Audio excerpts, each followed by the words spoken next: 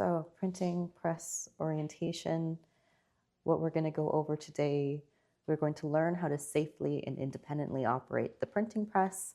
This guy is actually an etching press, but we will get back into that in a moment.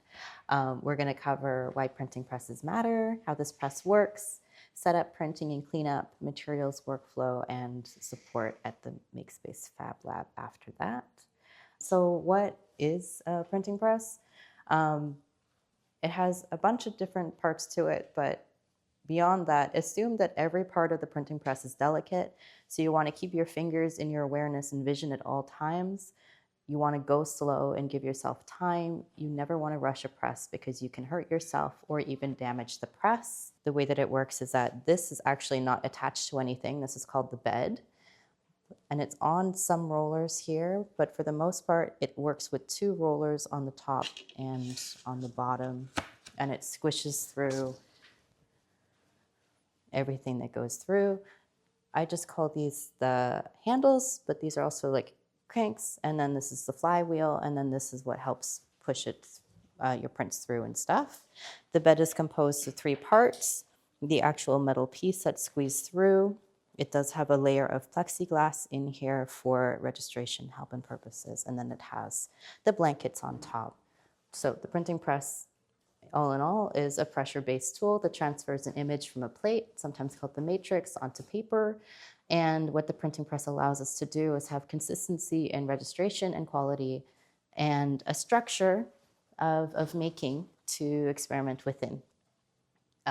This little guy uses adjustable pressure with the cranks on the top of the wheels. It can accept a wide range of plates and papers. It's designed for repeatable and careful work, and it is shared community infrastructure, which means many hands and many futures and shared responsibility when using the press. So with the etching press, it can do relief printing, and there's a bunch of different types of relief printing that we can use on this.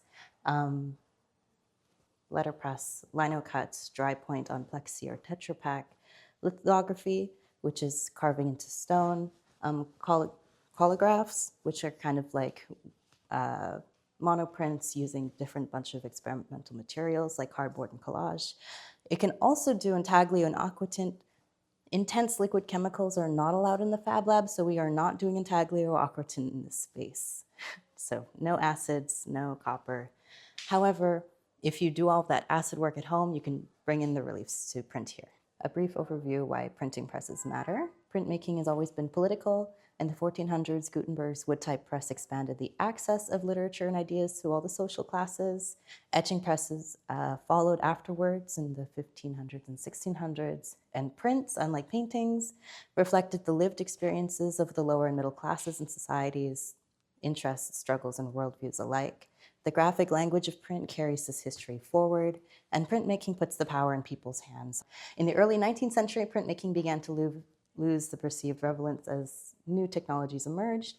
Digital printing further displaced traditional printing processes, and despite this, printmaking has persisted.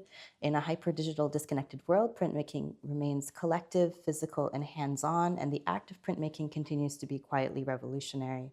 Printmaking is accessible and imperfect by nature, and learning the process changes how we make and think about images.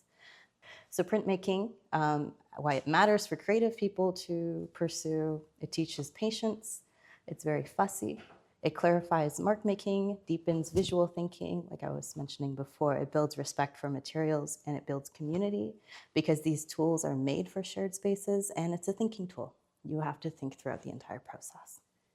So, actually getting into the workflow, at the MakeSpace Fab Lab, we have basic supplies for lino cut printmaking. And we have a little drawer in the back with all of the supplies that we provide. But the supplies you'll need to print are all here, and I've kind of put them on the table as well. A roller, ink, ruler, pencil, scraper, your matrix, paper, and newsprint. We will get into the details of all of these supplies. Optional would be cardstock, more carving tools on hand, and gloves.